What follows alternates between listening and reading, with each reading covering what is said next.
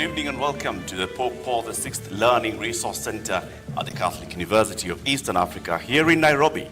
My name is Eric Latif of Spice FM and KTN News. And I'm Yvonne Okwara of Citizen Television. Welcome to the second of two presidential debates between the four presidential candidates cleared to run for president in the forthcoming election. This is the last of 6 national televised debates organized through a joint media presidential debates initiative, bringing together literally the entire Kenyan media fraternity. The candidates participating in the debate tonight have agreed to the rules and guidelines requiring them to conduct themselves with utmost decorum, address each other with respect, and extend honor to viewers watching this debate live across all of Kenya's broadcast media platforms. The candidates in the debate have also agreed to observe the highest standards of ethics in their conduct on the debate platform. The candidates are not permitted to carry or refer to their mobile phones or to wear any listening devices, including earphones. Medically recommended hearing aids are exempt from this rule.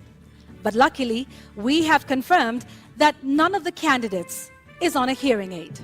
Ethics and guidelines also remind the candidates that they shall not carry to the debate platform any written material, whether books or journals, manifestos, or any articles, including even handwritten notes. Each candidate will have 2 minutes to make an opening statement, 2 minutes to answer a question, and 60 seconds for a rebuttal.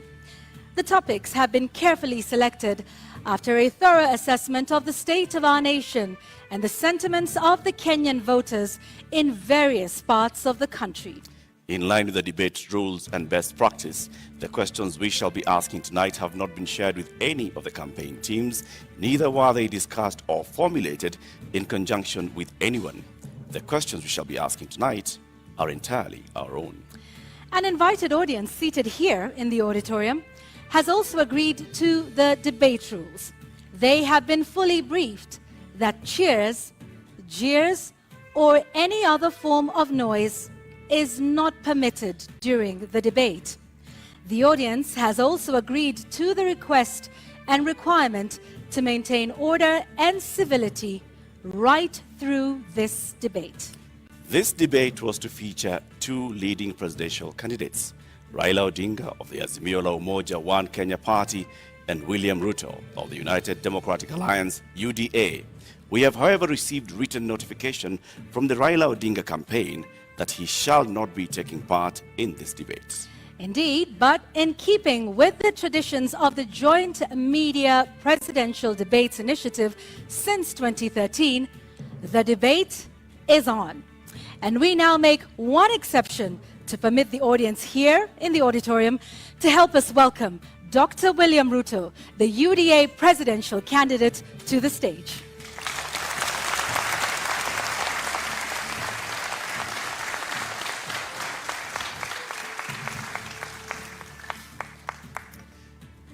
Your Excellency Deputy President, Honorable Ruto, thank you very much for honoring Kenyans with this appearance.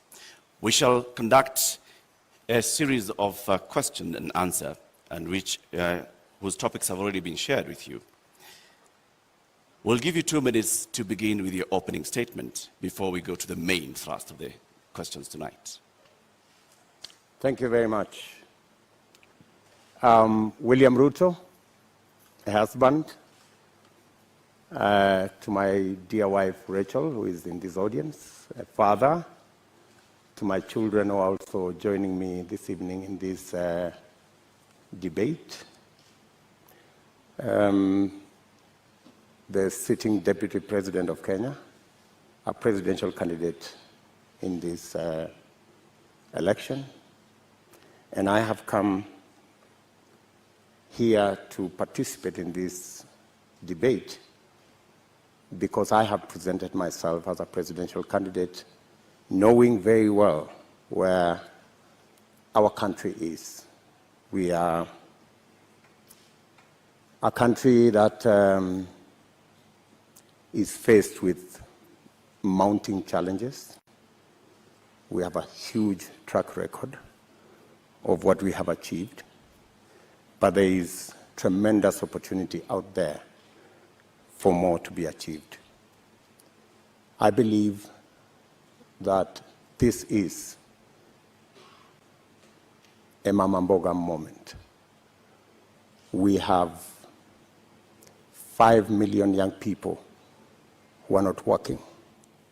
We have 15 million Kenyans who today are blacklisted in CRB. We have 10 million citizens who have no access to credit in the micro and small enterprise sector. And I believe I am the candidate with a plan to be able to get Kenya to the next level. Thank you, Honorable Ruto, for your opening statement. Let's get right into the first topic of discussion here tonight, and that is the cost of living, something that many Kenyans are concerned about tonight. At the moment, Honorable Ruto, we currently have 3 subsidies in place on fuel, on unga, on fertilizer, all aimed at dealing with the cost of living. Do you believe that subsidies are the way to go and are the right approach at this moment to deal with this issue?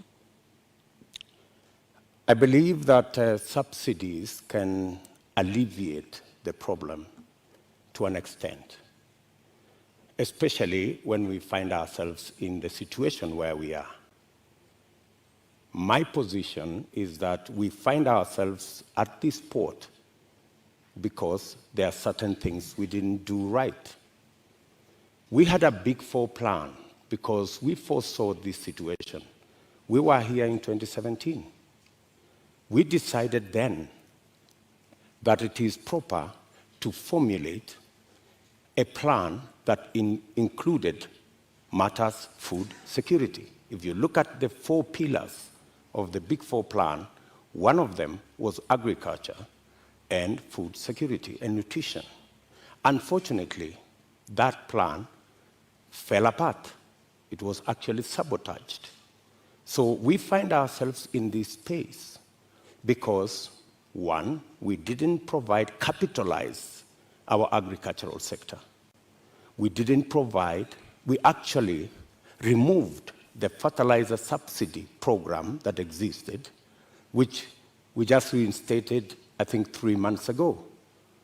Why did we withdraw it in the first place?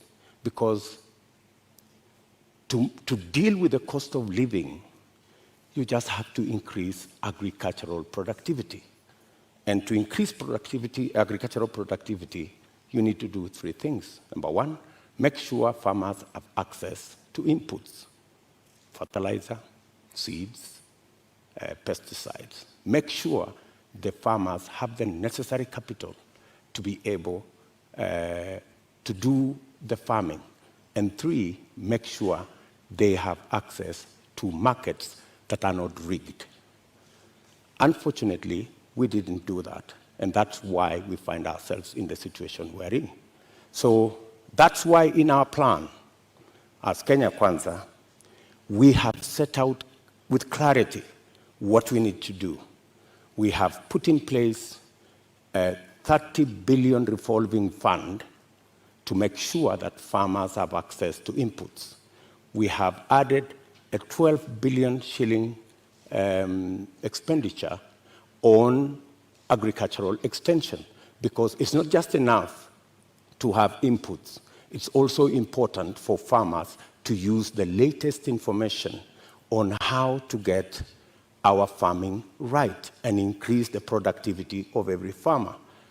And the statistics show, with access to fertilizer, with access to certified seed, with access to capital, a farmer who produces 5 bags can produce 15. So we can actually double, if not triple, our agricultural output. What that means is that the 2 million farmers who today are net importers of food themselves can actually produce surplus.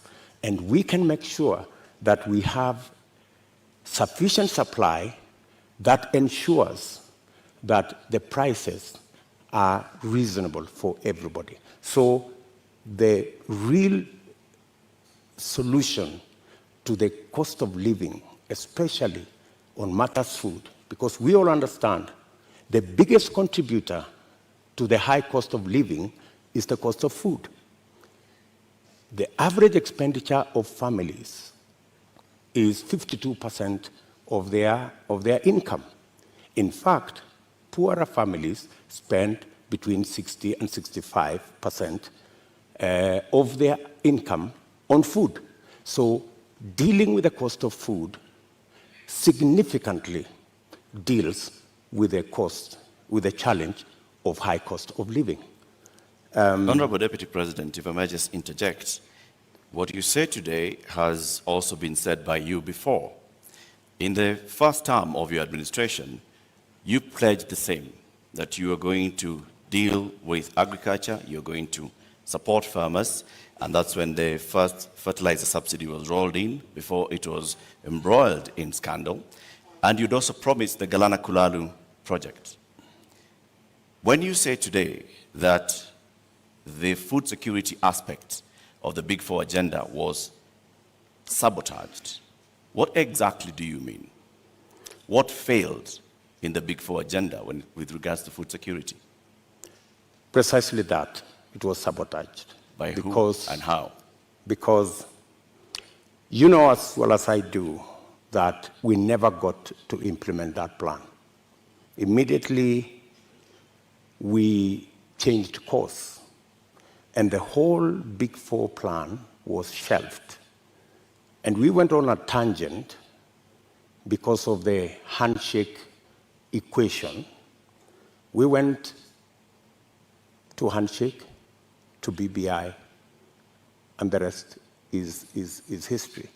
We didn't get the time to do what we had promised the people of Kenya to do.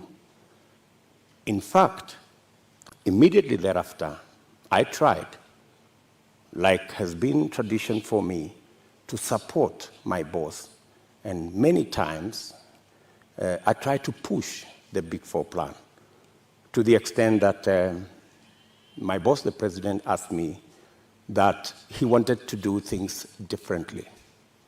And he requested that he wanted to assemble a different group of people to help him deliver on what he wanted to be the legacy of the fourth president. And unfortunately, the Big Four suffered a big blow because the whole of that program did not take place. Galana Kulalu project, Honorable Deputy President, was launched during the first term. What happened? What went wrong? Why did it fail? The Galana Kulalu project was conceived. In fact, what happened is the first 10,000, the pilot on the first 10,000 program took place. In fact, the first harvest of maize in that program came into being. And the recommendations from the trial on that project was we needed to build a dam because the water from the river was not sufficient to do the Galana Kulalu project. We needed to scale up now and do the dam so that the water that was available, because the soils research and the trials showed that the soils could actually support the production of maize and other cereals. Unfortunately, it didn't move from there because we didn't get the dam sorted. And you know that we had actually 57 dams that we would have wanted to do. Unfortunately, they didn't happen. They suffered. So why didn't you do the dams, Honorable Deputy President? And the former ambassador of Israel to Kenya also said that they were facing frustration in supporting the Kenyan government on this. Why did you not do the dams? Why did you not go ahead with the implementation of the Galana Kulalu project? The Galana Kulalu project, as I have told you, was part of a wider plan to make sure that we move our agricultural productivity from rain-fed to irrigation. And it was not just about Galana Gulalu, it was a series of other dams, including what we call the high Grand Fall dams that was supposed to feed into the lower part of the Tana. It was Lowat Dam in Turkana. It was Radat Dam in Baringo. There was a big plan around that was now supposed to roll into place with now our targeted, because our second term was targeted at agricultural productivity and food security. And we had now made it the deliverable for our second term. And as I have told you, our second term program ran into headwinds. Honorable Ruto, just to continue to understand Galana Kulalu, because that was a big project that, had it have succeeded, might have solved quite a few of the issues we have with respect to food security. The Auditor General conducted a report and cited weaknesses in the contracting of it. First, that there was single sourcing, and that even the manner in which the contract itself was done, in terms of payments that were tied to the contractor. And so raising a number of issues around the manner in which the contract itself was put together, that then states that this was something that was going to fail anyway. And so what's your response to that with respect to the manner in which contracting is done in this country, particularly with Galana Kulalu, which is a big project under the first term of the Jubilee administration, of which you are a part? I quite agree that issues were raised around the contract, and that is why the contract actually was shelved with a balance. It didn't go the full hog, because when those issues were identified, it led to the contract being stopped so that those issues could be addressed. But by the time it was getting there, already the trials had been done, the pivots had been set up, the first crop had been harvested, and we already had the template on what actually needed to be done, because the contract, the initial contract, was for the first 10,000 acres. The real contract was for the 1 million acres, which was really the target for food production. But as I have told you, that is not the only project we were looking at for food production. And let me also say that even without the implementation of the Galana Gulalu, supporting the farmers as they are today would still guarantee us a situation where we would not be in the situation we are in. Today, for the first time in Kenya, the price of unga has gone to 230 in some cases. It's never been that bad. I must say, as a former Minister for Agriculture, serving under President Kibaki, I am the minister who assembled the infrastructure that provide subsidy on fertilizer.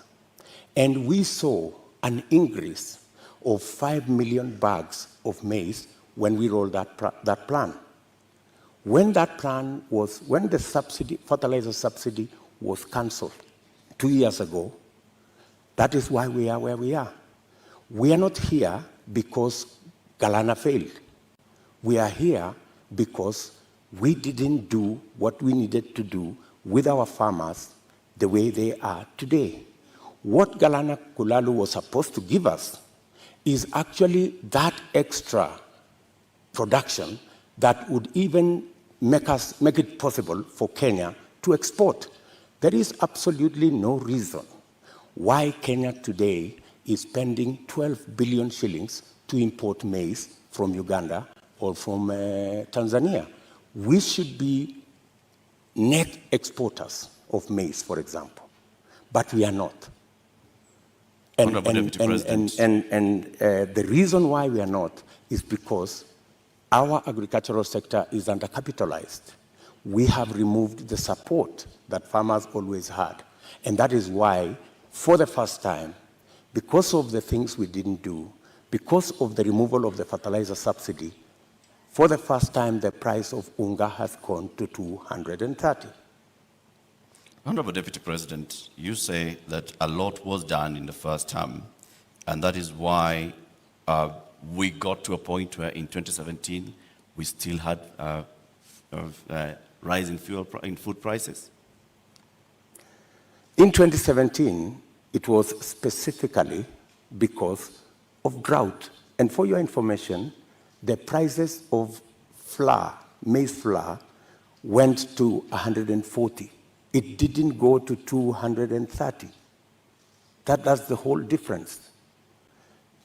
However, then, Even Ruto, in the situation of drought in 2017, what the debate then was, 2 kilogram packet of maize was retailing at 140.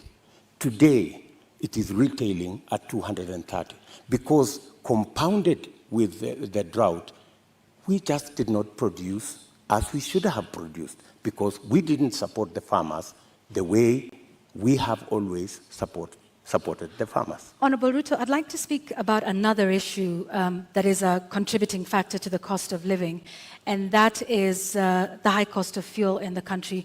What do you propose to do with that? Because there's also a current subsidy in place for that. What do you think is the solution to the rising cost of fuel, which, as you know, drives the cost of a number of other products? I think the first thing that we need to do is to look at the taxes, because 50% almost of the cost of fuel in Kenya is taxes. I think it's time, as a country, we looked at, I think there are 15 different taxes on fuel. And I think it's time we relooked at how else do we raise revenue. Which taxes would you be proposing to remove from fuel, the cost of fuel? I think majority of the taxes that are in that bracket, I think there are almost 15 different taxes that are there. I do not have the specifics, but those 15, I think we need to interrogate these 15 different taxes. Which ones can we put aside so that, like other countries, we can limit the taxation on fuel? Take, for example, let me VAT. ask, yeah, let me yes, okay, take, for example, VAT. Correct. I think we need to rethink taxation, VAT taxation on fuel. That was the latest inclusion of taxes on fuel. And I think it was very controversial. Yeah, Honorable Ruto, VAT on petroleum products was indeed controversial. Let me take you back to 2013 when VAT was imposed on this as a condition by IMF. At the time, then Majority Leader Aden Duale said, and I quote, "The 181 members have been convinced by our party leader and our deputy party leader on the rationale of 8% VAT on petroleum products." He went on to say, 181 is a very big number and we will convince our members from the NASA side. So you, at this point in the year 2015, I believe, when this was passed, were pushing for 8% to be added on VAT. Today, you are saying you want to abolish VAT on petroleum products. Why should Kenyans believe you today? Why wouldn't they? I mean, we live in a dynamic country, and it's only fools who don't change their mind. If you are in a situation where the price of fuel has gone to 160, I mean, it's time to think. I mean, when this VAT was imposed, then the price of fuel was under 100. Honorable Ruto, when the VAT was imposed, It was at the time a condition by IMF when we were seeking a precautionary facility. Today, we find ourselves in the exact same position with a third tranche of an IMF facility, and once again, they are calling for, the same issue that we are facing with VAT then is the same one we are facing now. And at the point, IMF has in fact said that we do not need to be removing taxes on petroleum products. So with an IMF facility already in place, are you then saying you are going to go back to the IMF and renegotiate the terms of that loan that is already in place regarding IMF VAT on fuel products? What's wrong with negotiating with IMF? I think any reasonable government, looking at the situation where we are, looking at the cost of living, and how many Kenyans are every day sinking below the poverty line, I think it takes a courageous government to sit down with our development partners, and they are fairly reasonable people, and have a discussion. And I think they are, if not 8%, we need to renegotiate on some of the items that are outstanding.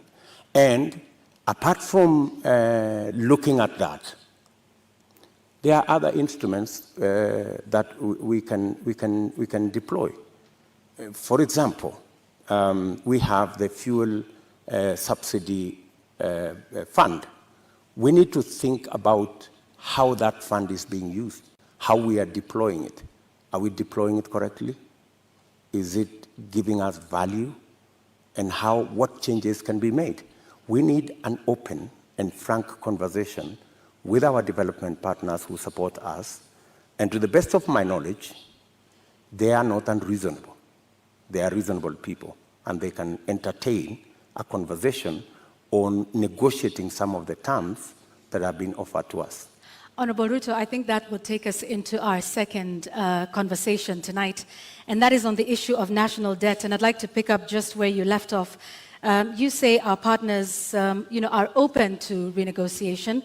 However, on the matter of renegotiating our debt, Honorable Ruto, you just last week in an interview with the international press said you will not be entertaining discussions around renegotiating our debt. In fact, with respect to your competitor who is not here with us today, when he brought up the issue, you in fact called his statement on that condescending and reckless. Mr. Deputy President, are you tonight changing your position and saying you will renegotiate and seek to restructure our debt? Not at all. I still believe, as I stand here, that it is reckless for anybody to say we cannot pay our debts. I believe that we have what it takes to pay our debts. And mark you, what we were discussing about VAT is very different from negotiating our debts. But it is tied to the IMF facility, which is a loan. It's completely different. How so? What we cannot entertain as a country is a position that we cannot pay. We are in a position that we can't service our debt. We cannot. We need to go out there and renegotiate our debt. I think that would send the wrong signal. What I would do on matters to do with the debt, we have a plan as Kenya Kwanza on how to manage debt. Number one, we have said we will first slow down, put the brakes on borrowing. Number two, we will put brakes on unbudgeted projects. In fact, that is the biggest source of our problem. Projects that are not within the budget, so that we cannot keep our fiscal deficit at what we have committed, 5% or 5.9%. Number three, we need to raise our revenues. And I have said openly that we have areas that we believe that we can raise our revenue. For example, we collect 52% of all collectible VAT. just by automation and computerization, we can actually raise 95% of all collectible VAT. That would give us an extra 450 billion Kenya shillings. And added on to that, if you raise that kind of VAT, you can equally raise from corporate tax an additional 200, maybe 150 billion shillings. So there is room to raise additional funding, additional revenue for us to manage our debt without necessarily going to say we are going to negotiate our debt. So I hear you saying that our national debt as it stands today is manageable. Our debt today is a challenge. We need to deal with it. We are not sitting pretty. We are living, if I may say, we are living beyond our means. And that is why I am saying that we should stop this borrowing spree. Let me give you, in our first term, we borrowed 2.2 trillion. From 2017, our handshake brothers have borrowed 4.2 trillion. That's what's the source of concern. And it's not a source of concern to me. It's a source of concern to Kenyans as well. And it's even a source of concern to our development partners. They are beginning to raise issues about our debt. And more so, the trajectory of continued borrowing. So that's why I'm saying our administration will first slow down on borrowing, remove unbudgeted projects, because that's the biggest incentive, and then go back to raising our own revenue. Do you have figures that you are targeting? When you say remove unbudgeted projects, how much are we talking about? When you say slow down on borrowing, from what amount to what amount are you talking about? When you look at our fiscal deficit, right, there are too many projects that are not that are not budgeted for. For example, the Uhuru Gardens Museum. You don't see it anywhere in government budgets, but it's been built. So these are the kind of projects. Do you know how much? That, for example, we've spent close to 15 billion in that project.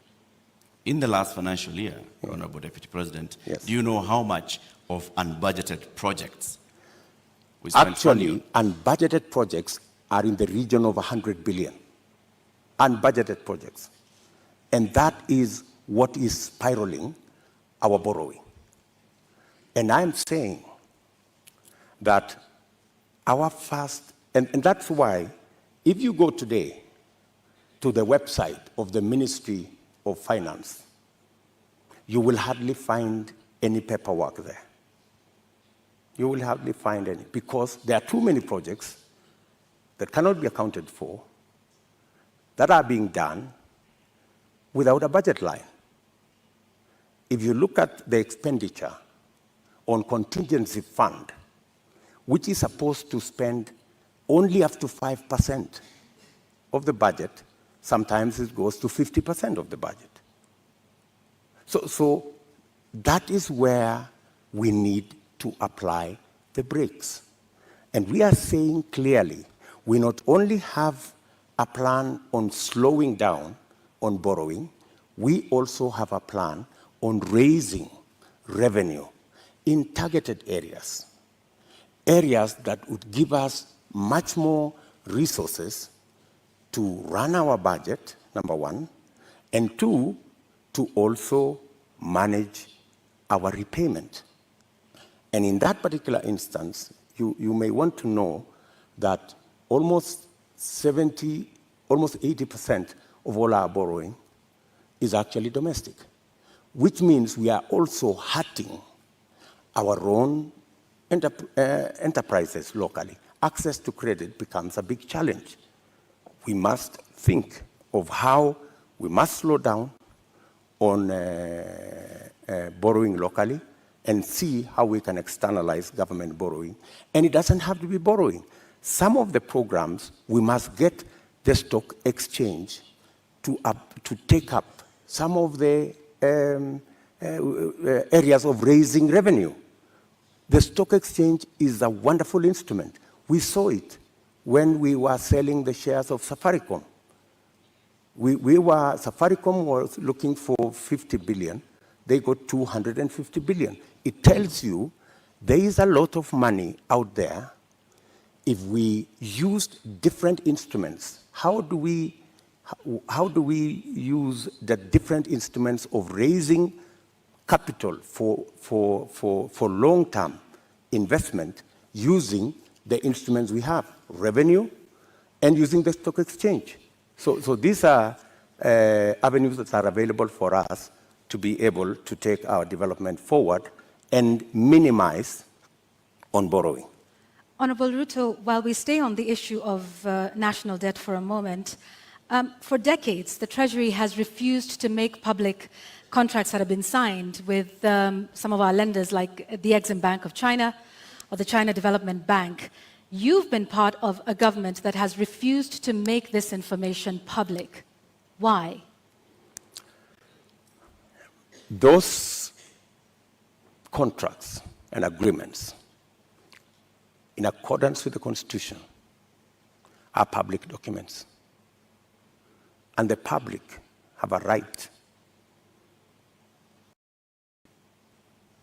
to know and to have access to that information.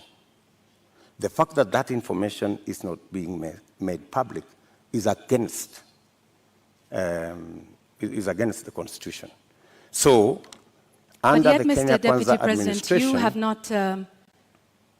This is something that you could do. You are the Deputy President of this republic. Is this not something you could do or make happen? When you are Deputy President, I'm sorry you've not been one, you would understand to what extent you can do things. And let me give you an example. Many people did not see the mettle of Mwai Kibaki until he was president.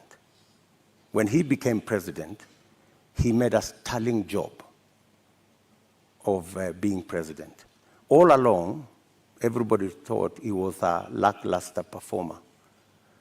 I am undertaking to the people of Kenya that given a chance to be president, things will be different in Kenya. So let me ask this just one more time. You are the sitting Deputy President of this. You say this should have happened constitutionally, but it did not. Was this not something that came up in cabinet meetings, that at least we've not seen you protest about this particular matter? Because debt transparency and debt, what we owe and who we are paying is something that taxpayers should know.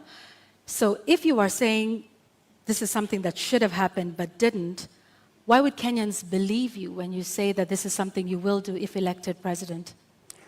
Because I have never been president before. This is the first time I am vying to be president. And this is the first time I will occupy the high office of president. This is when the buck will stop with me. Are you saying, Mr. Deputy President, that in the last 9 years, you have sat in cabinet meetings and expressly said that you would like the contracts details to be released to the public? I will not tell you whatever discussions took place in cabinet, because we are seeking to understand, Your Excellency, because is what role you played it is not in making case. sure that the government that you serve is actually adhering to the Constitution and several court orders. Whenever it was available for me to take a position, I have always taken a position. And I have taken many positions. Sometimes that did not look very popular, if you may. And I have taken very firm positions in cabinet. And I have taken very firm positions in the public. And I think people of Kenya know me not as a coward. They know that I take what I believe in, and I take positions.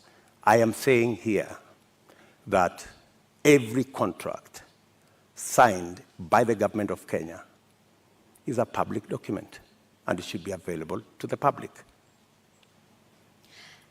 The question of the SGR contract was raised even in the first term of your administration. It has never been made public. Mr. Deputy President, you don't have any record, any public record of you saying that these contracts should be made public. Why? You see, as Deputy President, there is so much that you can do. In fact, my role, my oath of office, has 4 functions. Number 1, I swear allegiance to the people of Kenya and to the Republic, to discharge every responsibility given to me by the Constitution and the law. And number 3, to advise whenever required. That's the language of the Constitution. Whenever required, the President on matters that he requires advice. And number 4 is to serve people equally and fairly. So I have discharged that responsibility to the best of my ability. And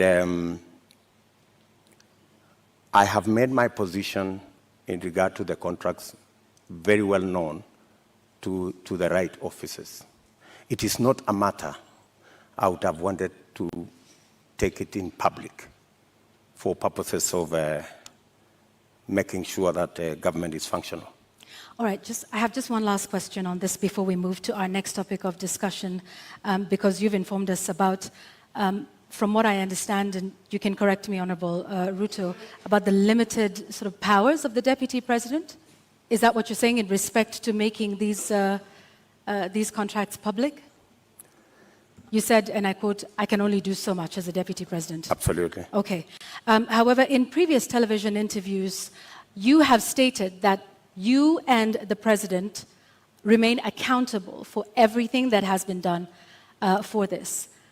So which is it, Mr. Deputy President? Are you responsible for not making these contracts public? Because you in the past have said that you and the President remain accountable and should be asked about everything that happens in this country. Precisely, that's why you're asking me, and I have answered you. I have said clearly that to the extent that my duty as Deputy President is concerned, I have discharged my responsibility.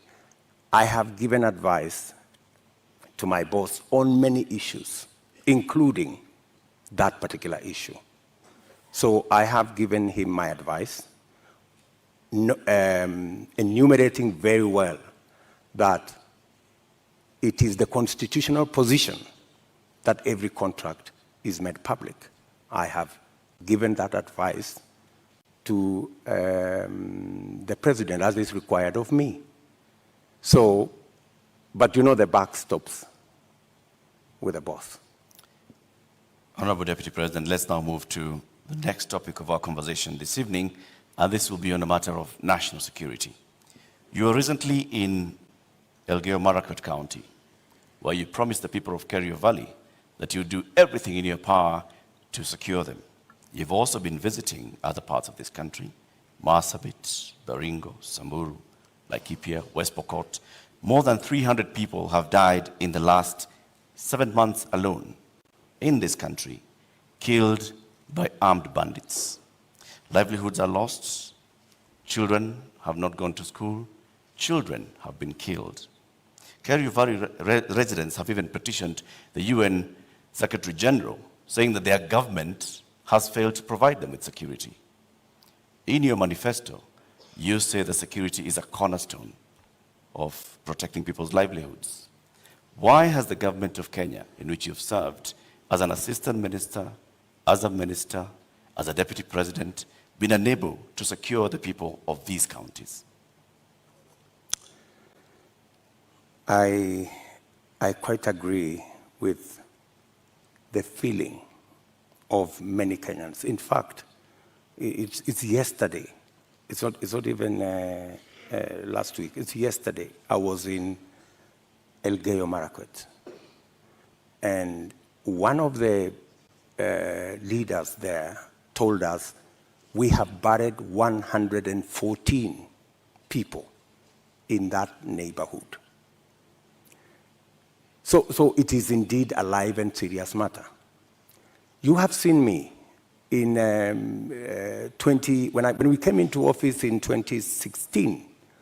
I called all the leaders from Baringo, Elgeyo Marakwet, Pokot, Samburu, and we had a serious leaders meeting in my office in Karen.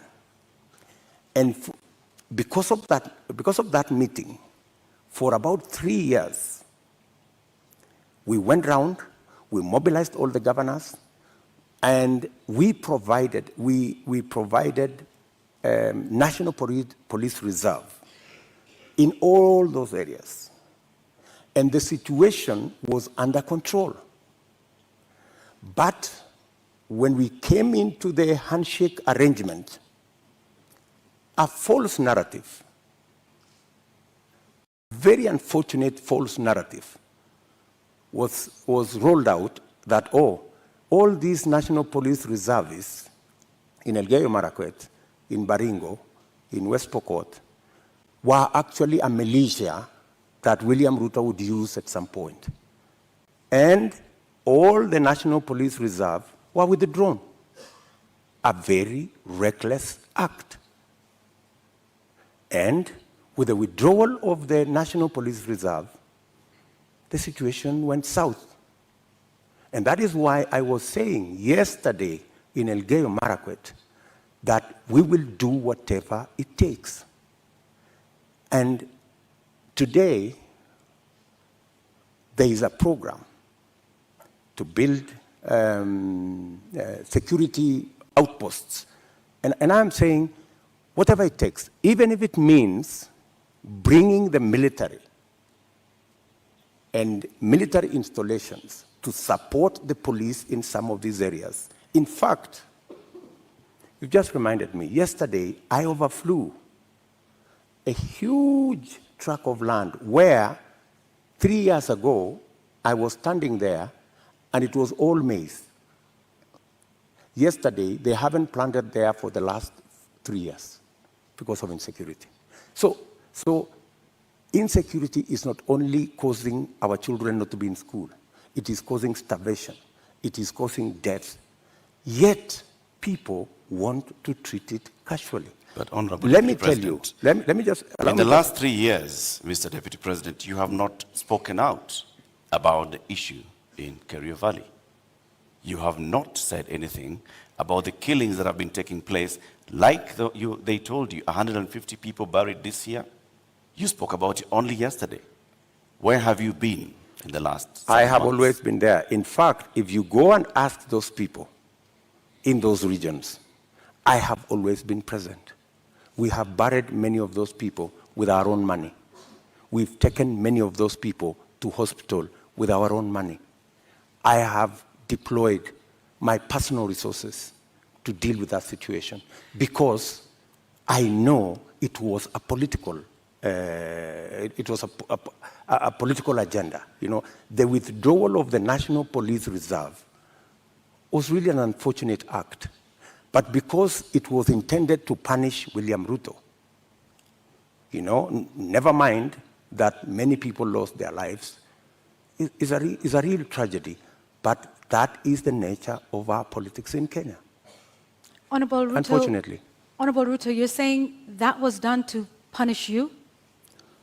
What other explanation would you have? You go withdraw security personnel in the whole of that whole region, you know, you subject people to... How would that punish you, Honorable Ruto?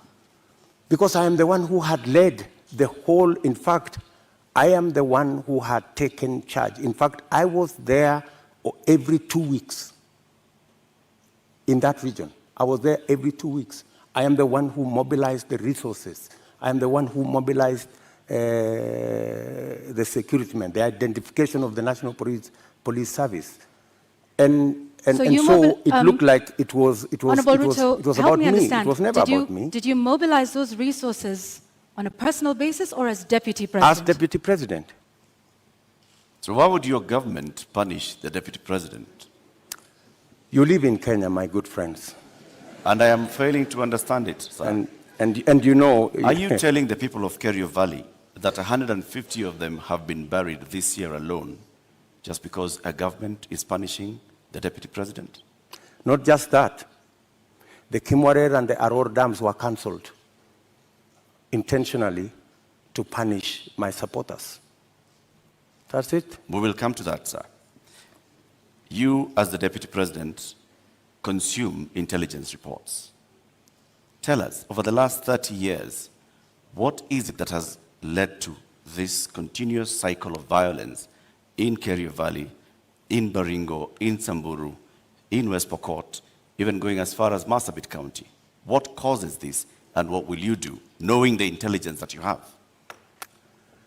The biggest contributor to the situation we have in those regions is competition for resources, competition for water, competition for pasture, general matters of education, and precisely the reason why we had a plan on Radat Dam to provide the water for the whole of that belt.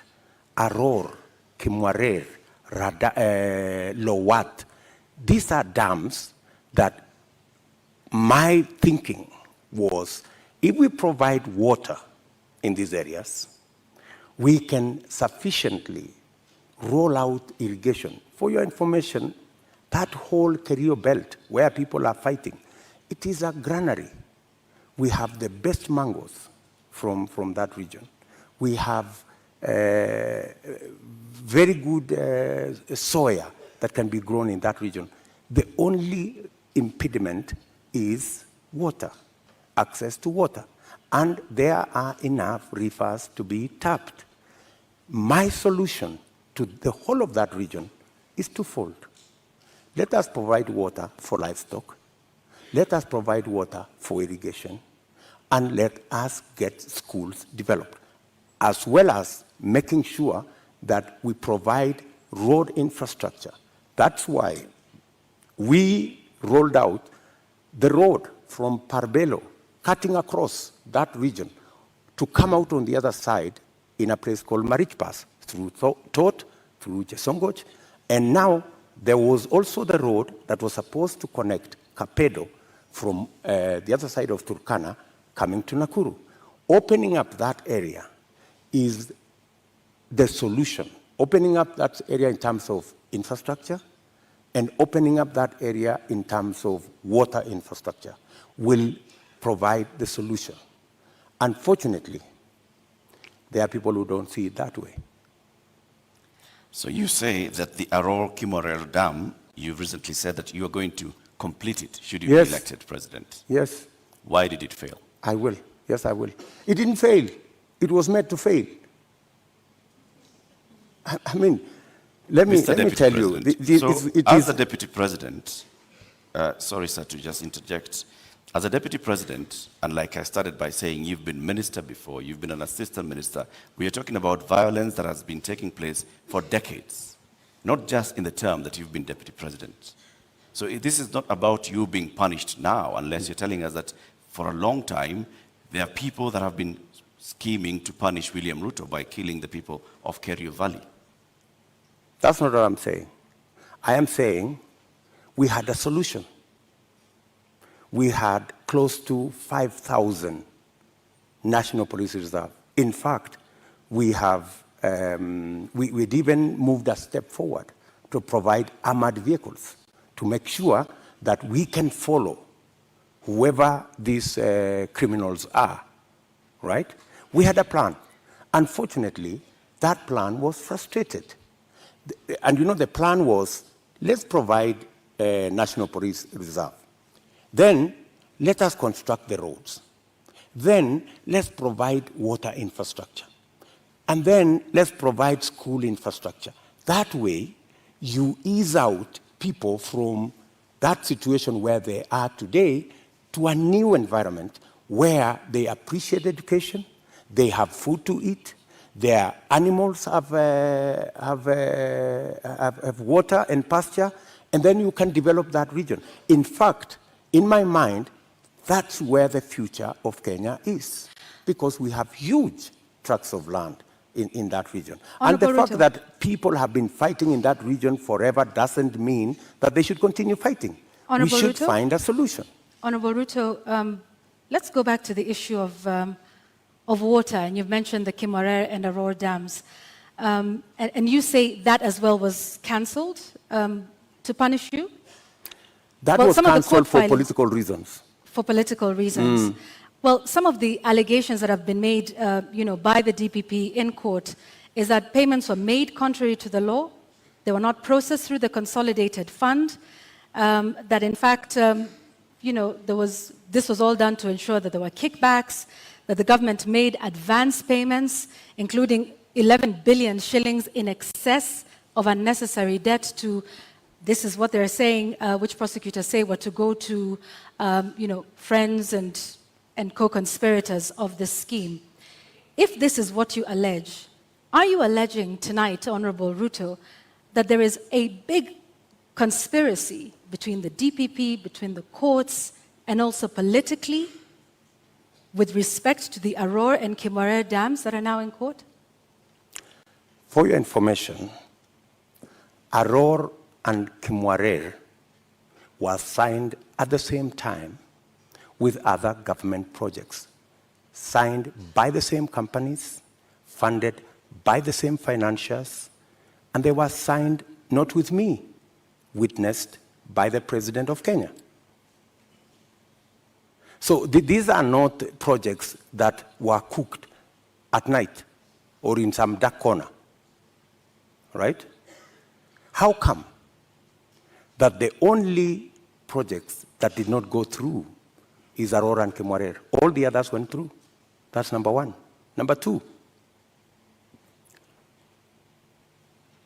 today, the government of Kenya is in court because the contractor, with all those allegations that have been made, the contractor has gone to court to demand payment of another 12 billion shillings. I mean, that should concern everybody. There are also How suspects do you... in court, Honorable Ruto. Pardon? There are also local suspects in court over the matter. Forget about the court matter here. The contractors are in court in London, and the government of Kenya is already replying to the case in court. And they cannot afford to make it public because it's embarrassing. Why did the contractor not continue with the project? Because he was denied the land where to set up the dam. And that was an undertaking by the government of Kenya, that we're giving you a contract, we're going to give you land, we're going to give you this infrastructure for you to carry out, for you to build the dam. And the reason given then was that, the dam was going to be in a forest. How many dams are in the forest?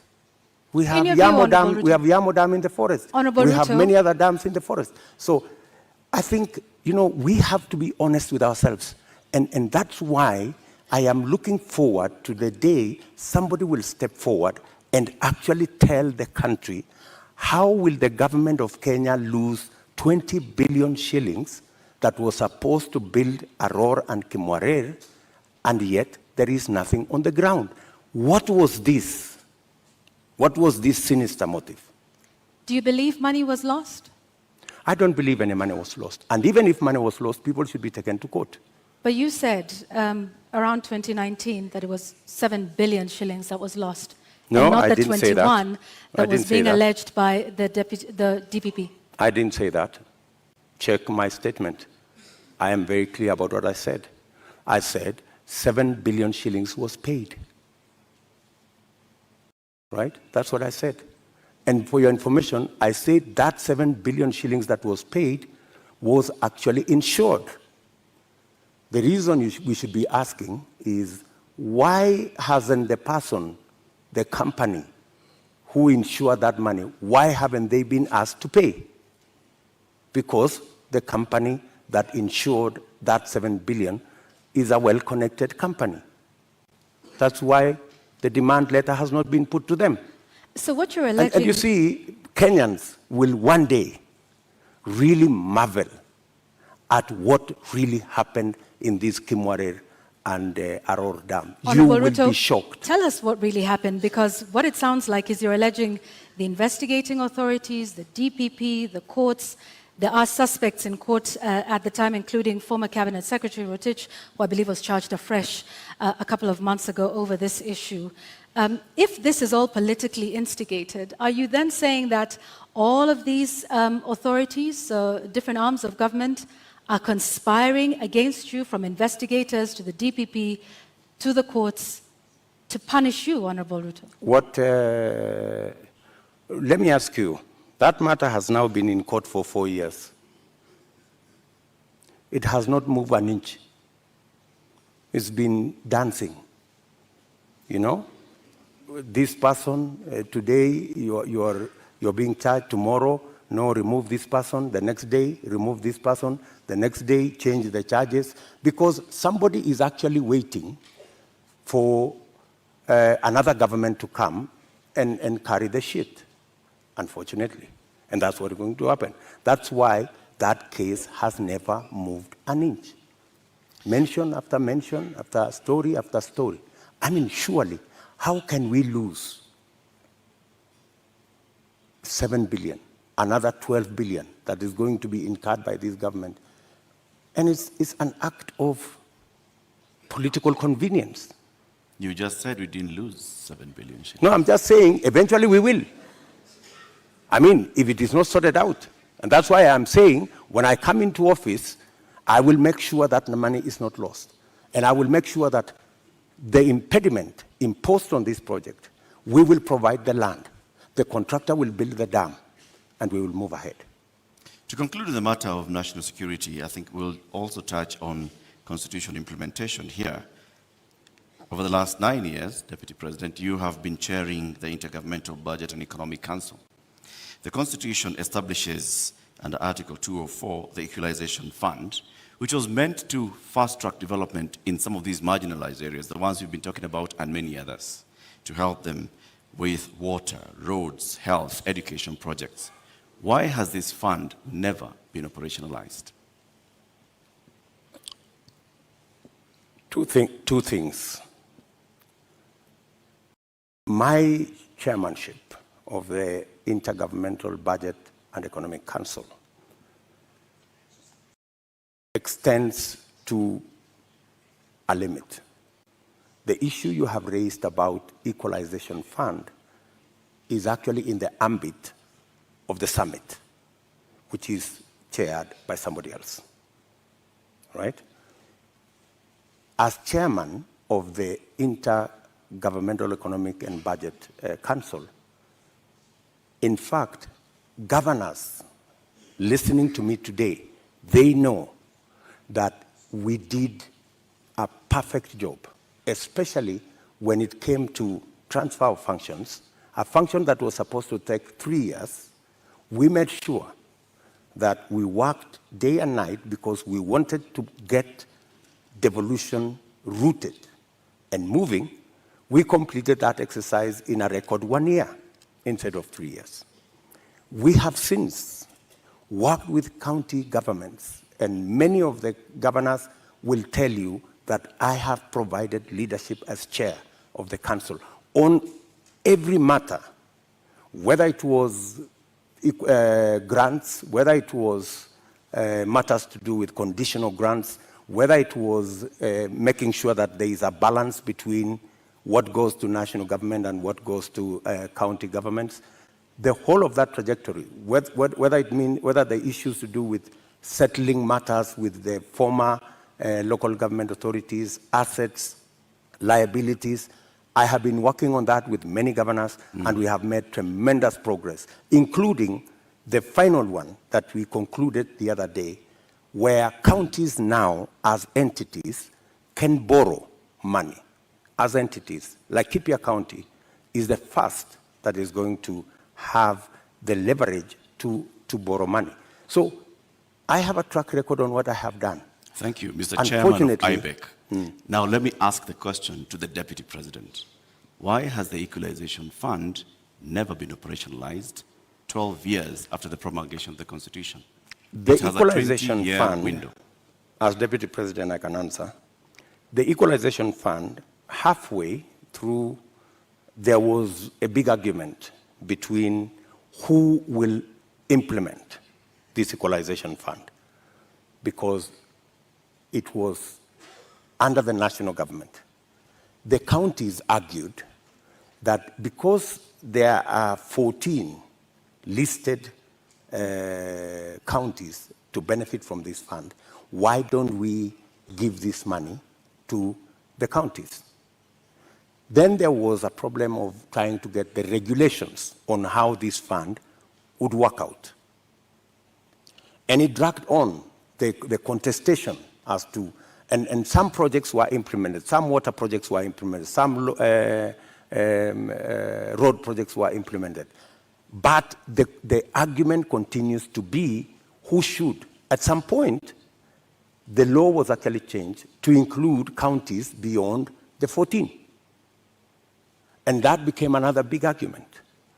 And I accept that we should have done better on the Equalization Fund. And that is why I have made a commitment in our manifesto that that Equalization Fund, whatever the balance of the time that is left, we will make sure that we devolve it to counties. In my belief, the counties are better placed to run that fund than the national government. Thank you, Honorable Ruto. I'd like us to move to the next topic of discussion here tonight, and that is constitution and governance.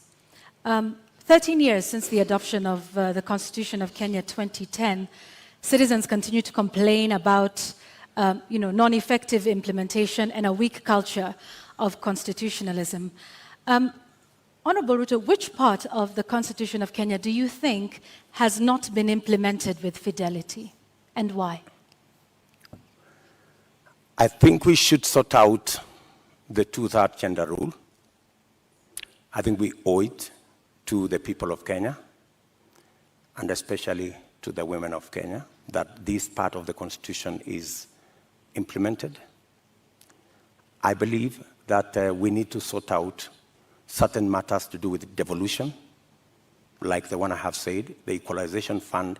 I think it was wrongly put under national government. It should go to the counties. I also believe that there are functions that should not have been made contingent or shared functions between the national government and the county government. Regional authorities, for example. Those are functions that we should either agree to be managed by counties jointly or to be subsumed into county governments. If it is Kerio Valley, how do we split it so that the counties in the Kerio Valley we have a Kerio Valley Development Authority. Should that be managed by the national government? I don't think so. I think it should be managed by the counties in the Kerio Valley. So these are some of the functions that I think we need to clarify. We need to complete the implementation of the Constitution. I have raised, for example, the matter of the Judiciary Fund. I think we have wasted too much time in implementing the Judiciary Fund. After I pushed so hard, this year, 1st of July, the Judiciary Fund was operationalized because I have been talking about it for the last year and a half. So these are some of the sections that I believe that we should be able to conclude the implementation of the Constitution. Let's go back to the two-thirds gender principle. In your view, why did we fail in terms of getting this since 2010? I think, speaking for myself, I have made a commitment, and I know it's doable, to make sure the two-thirds gender rule is realized. There are different proposals. There are proposals that require constitutional change. There are some that do not require constitutional change. And I have assembled a team of very competent constitutional lawyers to look at how we can have a framework in 90 days of our government, and within 1 year, make sure it is implemented. And it's not necessarily for purposes of the women of Kenya. It is for the benefit of everybody. The fact that we do not have as many women leaders is actually a negative for us. There is something we are losing. The women leadership component that is not in our arithmetic is actually taking away from us. I believe that having women leaders would actually enrich our governance and our leadership as a nation. And that's why, for example, when these matters came up in the BBI discussion, I vehemently opposed the fact that women were being removed from the National Assembly, where the substantive financial issues are being decided, and they were being relegated to the Senate. So I was wondering how a right that had been given to the women of Kenya in the National Assembly could be withdrawn, and they are hoarded into the Senate. So that is my commitment to the women of Kenya. Also, on the judiciary fund that you've mentioned, you said you will operationalize it. But the judiciary is, by dint of the Constitution of Kenya, independent. So what is this exactly that you will do that operationalizes this fund? You see, independence can be undermined by financial resources. The reason why the judiciary has been raising this issue over and over is because, much as they have their independence, their financial requirements are still subject to other pieces of legislation, which is against the Constitution. The judiciary fund is supposed to draw resources directly from the consolidated fund. Once approved by Parliament, that should be it. And in fact, because of the push that I have had on the judiciary fund for the last 1.5 years, it was actually operationalized in June. So you do have some influence, Honorable Ruto, within this government. If you look at, I have been pushing in the public, because that's what I said. When I said I'm going to set up the judiciary fund, I think somebody decided to say, this fellow is pushing too hard. Let us implement this judiciary fund so that he loses this card. He cannot take it to the people of Kenya. I don't mind that. So you do have some influence. We have achieved it anyway. So you have some influence, Honorable Ruto? Because previously, in this conversation... Of course I have influence.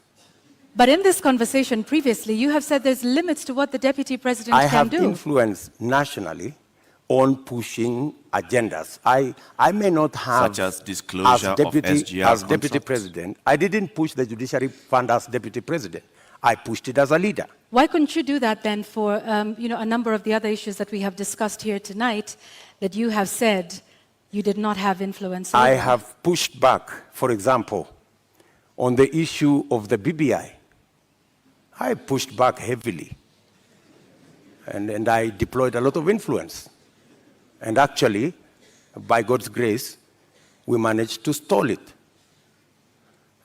Our competitors are saying they are going to go back to it immediately after the election.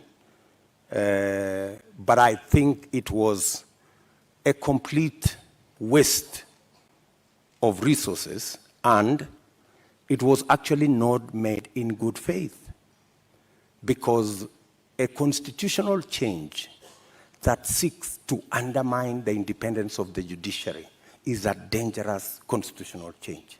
A constitutional change that seeks to subsume the executive and the legislature and take us back to where we were in the Nyayo days is actually taking us back, not taking us forward. And that is why I made my position very clear in the public domain. Honorable Ruto, do you believe in the independence of the judiciary? Pardon? Do you believe in the independence of the judiciary? I don't know how to answer you. In fact, if there is one person who has fought for the independence of the judiciary, it is William Ruto. I am the only person with a few of my friends who stood up to the so-called ombudsman that was supposed to be injected into the judiciary, appointed by the executive, to supervise the judiciary, something I totally disagree with.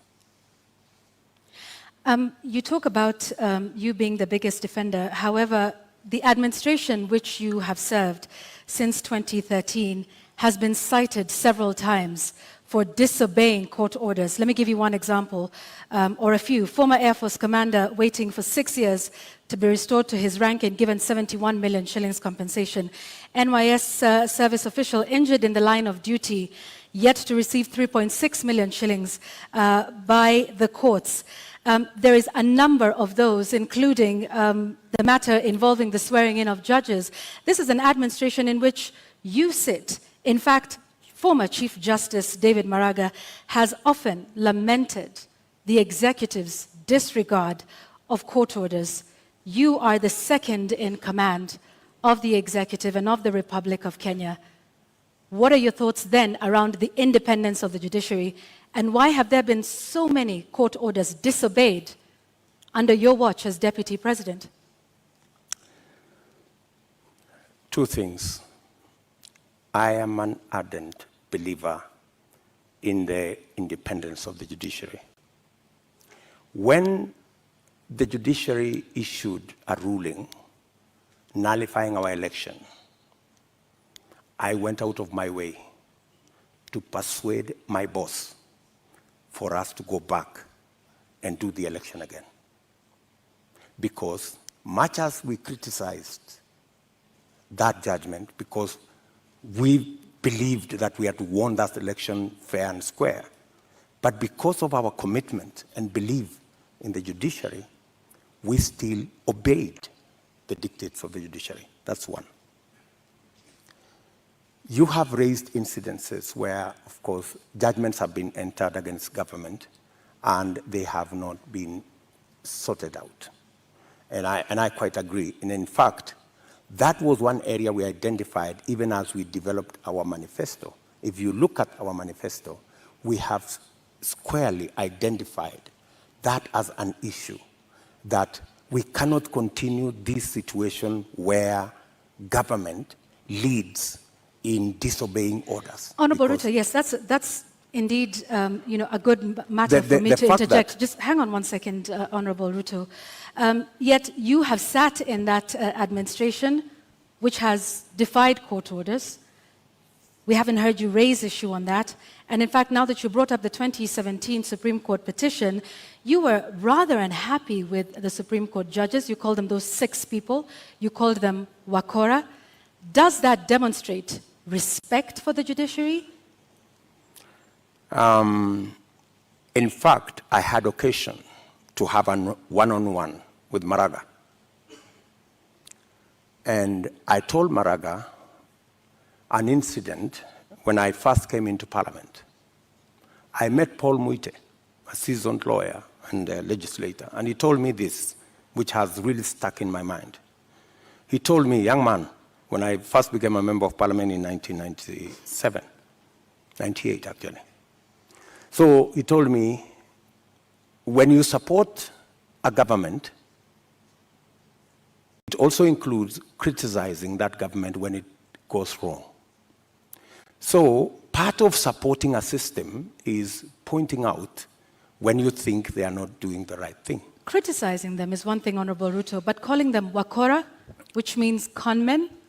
Do you believe that the Supreme Court judges of 2017 were conmen and women? I would want to understand in what context that wakora thing you have mentioned, because if there is any respect for the judiciary, is to comply with the decision of the court. Did we comply with the decision of the court? Yes. We went back to the election.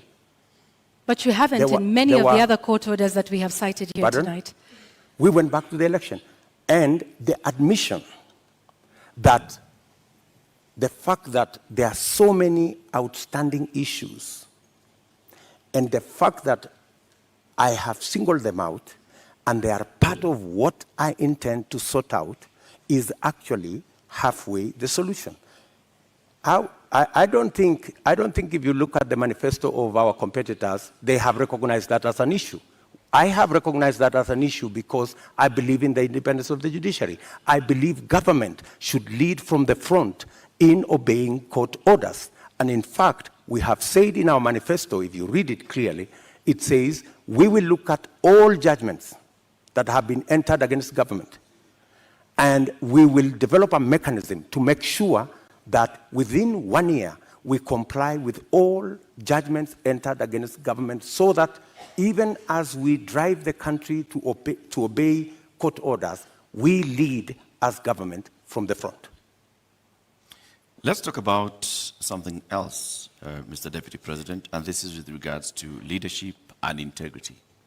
Your opponent, who did not turn up tonight, said he could not come to this debate because he did not want to face a man who has no regard for ethics, public morals, or shame.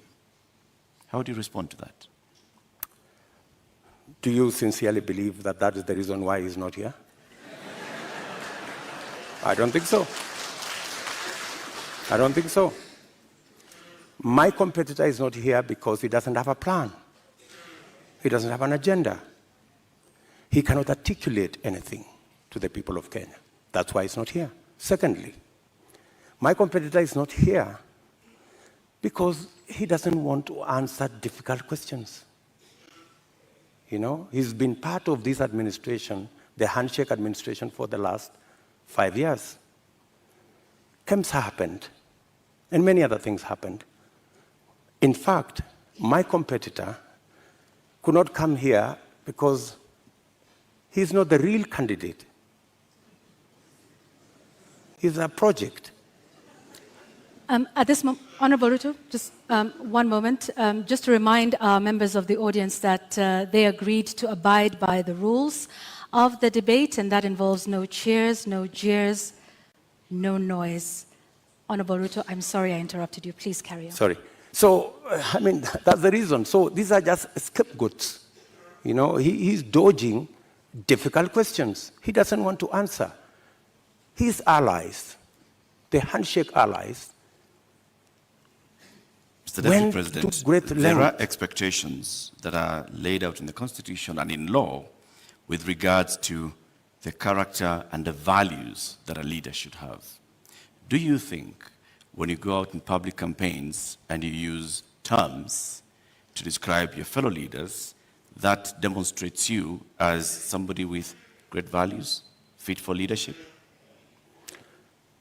I have tremendous respect for all Kenyans and all Kenyan leaders. I have not in any way undermined the public standing of any leader or any person or any Kenyan for that matter. I have not called anybody washenzi. I have not called anybody takataka. I'm just a... Kitendawili? Huh? Kitendawili? I mean, is kitendawili an insult? Ganga?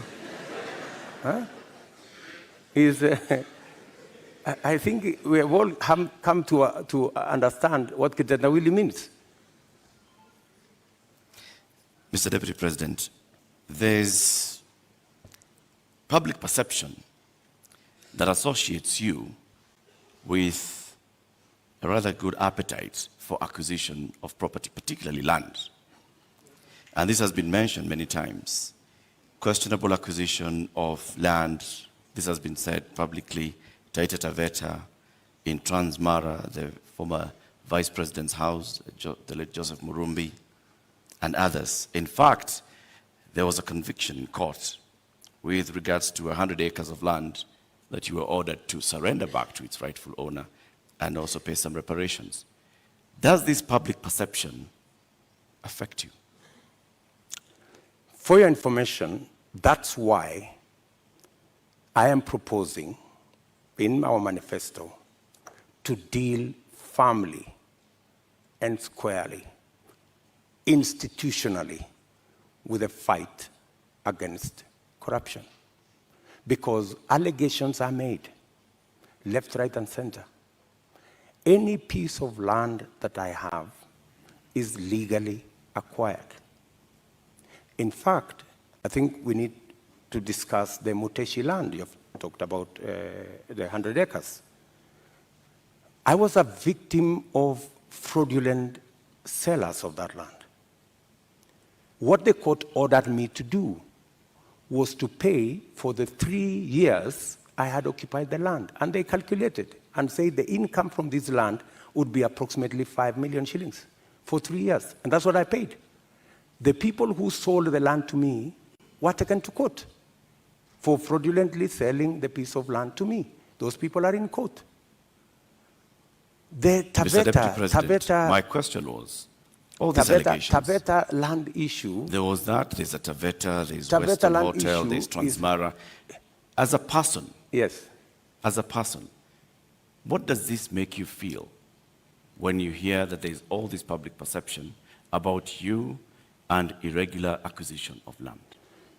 You see, acquisition of property is a legitimate endeavor.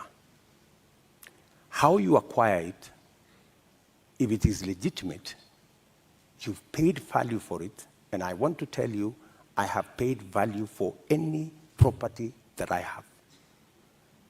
Maybe the whole story is like everything else that has been said, and all manner of allegations have been raised about many people, you know.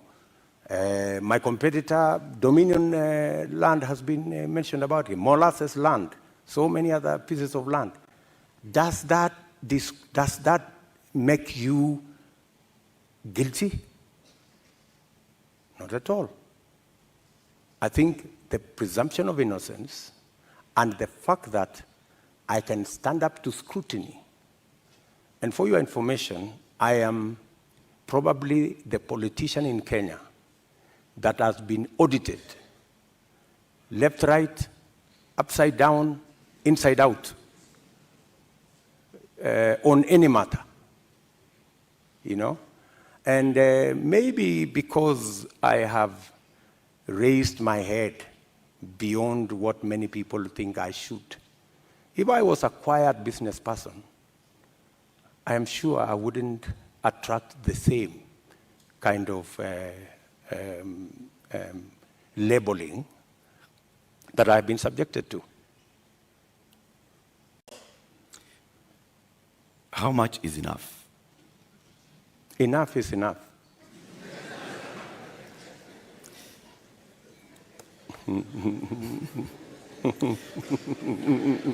Mr. Deputy President.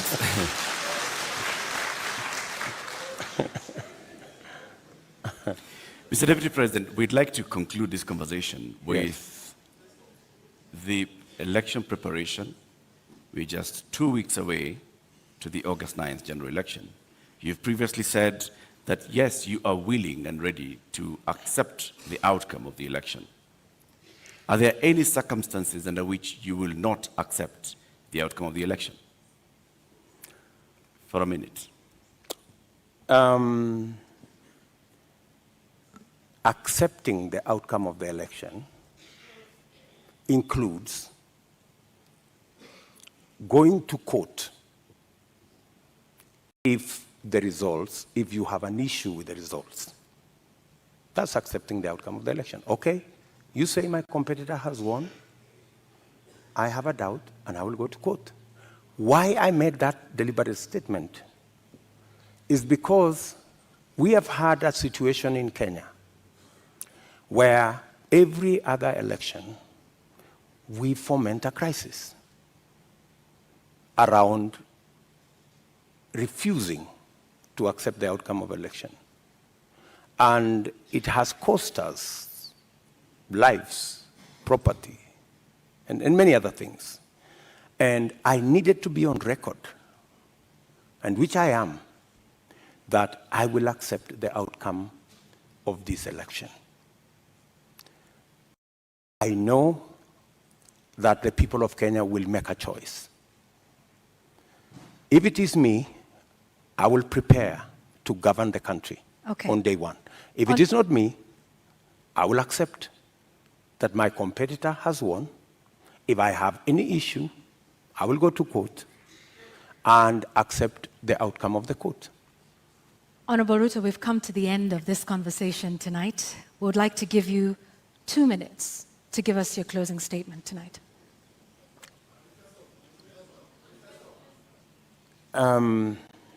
I think it is very important for us to look at this election against what is the competition. Our competitors have run away from this debate in total contempt to the people of Kenya, because it's not William Ruto who is going to make this choice. It is the people of Kenya that we are speaking to. They have very little regard for the people of Kenya. They think the deep state is going to make the decision. They think that the system is going to make the decision. I want to tell the people of Kenya tonight that they are the ones who will make the decision on the 9th of August. Their vote is what will make the next government happen. And I want to encourage them to disregard the propaganda, the mobilization of chiefs and all these people and the provincial administration and the whole of this contempt and madharau, and tell them, tarehe 9 mwezi wa 8 wa Kenya, ninyi ndio mtaamua serikali ambayo inakuja. Na mimi nawaambia, serikali ya Kenya Kwanza itapunguza gharama ya maisha. Tutahakikisha kwamba watoto wetu milioni 5 wako na ajira. Tutahakikisha kwamba kila mmoja wetu anaweza kwenda hospitali na kuwe na bima ya afya, na tunaweza pia tutahakikisha kwamba kuna maji na watoto wetu wanasoma. Tuko na mpango. Tarehe 9 mwezi wa 8 waamuke, wapige kura, watengeneze serikali, tuende mbele pamoja. Shukran sana, Mr. Deputy President. Honorable Dr. William Ruto, thank you for making the time for us tonight. Thank you very much. That's right.